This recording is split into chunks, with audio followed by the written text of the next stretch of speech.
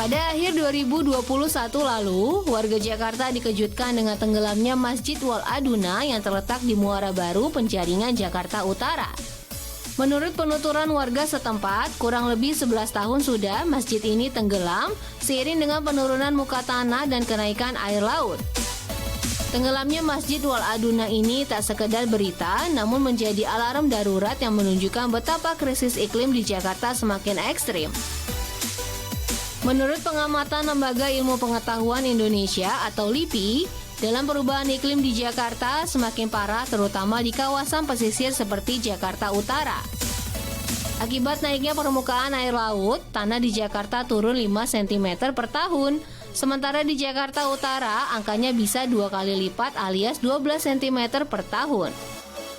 Menurut Elisa Sutanujaya, Direktur Rujak Center for Urban Studies, terlepas dari sengkarut permasalahan infrastruktur dan pembangunan, salah satu penyebab turunnya permukaan tanah di Jakarta Utara karena tekstur tanah pesisir yang lebih lembek dibandingkan kawasan Jakarta lainnya. Selain itu, Jakarta Utara juga menempati peringkat kedua sebagai kawasan dengan kenaikan permukaan air laut tertinggi di Indonesia. Dengan krisis iklim tersebut, lantas apa saja dampak yang dialami warga Jakarta Utara? Mari kita lihat kehidupan warga Jakarta Utara dari dekat dengan mengunjungi beberapa tempat berikut. Dampak paling besar dari krisis iklim yang dirasakan warga Kamal Muara Jakarta Utara adalah krisis air bersih. Untuk mengakses air bersih, warga Kamal Muara harus rela merogoh kocek sekitar 10 hingga 15 ribu rupiah per jerigen.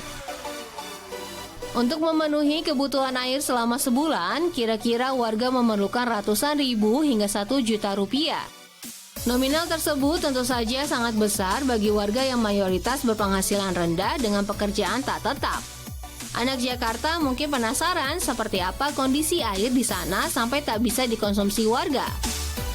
Nah, seperti ini anak Jakarta, air terlihat keruh dan berbau, karenanya tidak bisa digunakan untuk keperluan sehari-hari seperti minum, mandi, mencuci piring, dan mencuci bahan makanan.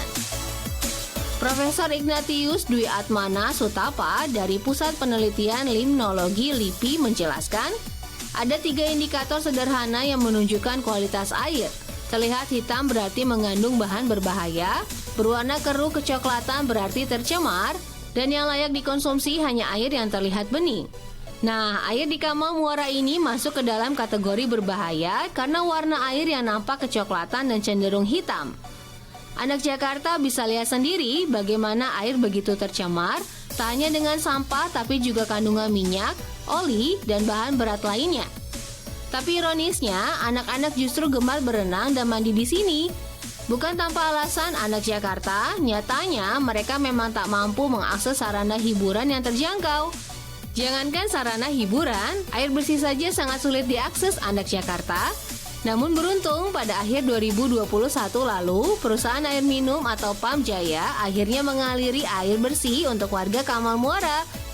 Air bersih ini menjadi salah satu program percepatan pelayanan PAM Jaya yang menargetkan 30.000 sambungan pelanggan baru di 4 wilayah, Kamal Muara, Kamal, Tegal Alur, dan Pengadungan. Warga pun menyambut antusias program ini dan bersyukur dari jutaan rupiah kini air bisa diakses dengan harga ratusan ribu rupiah. PAM Jaya membangun jaringan pipa transmisi dan distribusi sepanjang 116 km untuk mengaliri air dari IPA hutan kota yang berkapasitas 500 LPS kepada 30.000 pelanggan di sepanjang Kamal Muara, Kamal, Pegadungan, dan Tegal Alur. Hingga per November 2021, tercatat sekitar 12.573 pelanggan PAM baru di daerah tersebut yang dialiri air bersih dan diprediksi akan terus bertambah. Hingga saat ini, kebutuhan air di Jakarta masih dipasok dari 81% air baku dari Waduk Jatiluhur, 14% dari PDAM Kabupaten Tangerang, dan 5% berasal dari sungai-sungai di Jakarta. Dari Kamal Muara kita bergeser ke Cilincing.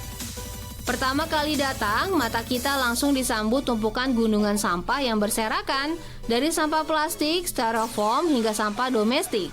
Keberadaan sampah-sampah ini bukan hanya merusak pemandangan, tapi juga mengganggu kesehatan warga setempat. Dari sampah, pencemaran bisa merebak ke tanah, air, dan udara. Oh ya, anak Jakarta, tumpukan sampah ini juga mendatangkan nyamuk dan tikus yang menimbulkan penyakit demam berdarah. Pertanyaannya, dari mana asal tumpukan sampah ini? Ternyata sampah ini berasal dari kebiasaan warga setempat yang gemar membuang sampah sembarangan. Jika dulu sampah langsung hanyut terseret ombak, namun setelah ada proyek laut NCICD, sampah-sampah tersebut jadi terhalang dan menumpuk. Selain itu, persoalan lainnya adalah tidak adanya bak kontainer yang membuat pemungut sampah terpaksa membuang sampah sembarangan. Para warga setempat pun berharap agar pemerintah dapat mencari solusi atas ketiadaan bak sampah dan semoga warga setempat juga mulai membiasakan diri membuang sampah dengan benar. Wah, ternyata kompleks sekali masalah krisis iklim dan lingkungan di Jakarta Utara ya, anak Jakarta. Ini baru membahas wilayah utara saja, belum Jakarta secara keseluruhan. Fakta dan data dari para peneliti akan lebih mengejutkan lagi.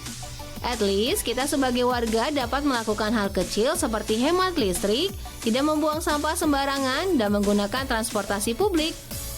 Kalau anak Jakarta punya cara apa lagi untuk mengurangi krisis iklim? Tuliskan di kolom komen ya.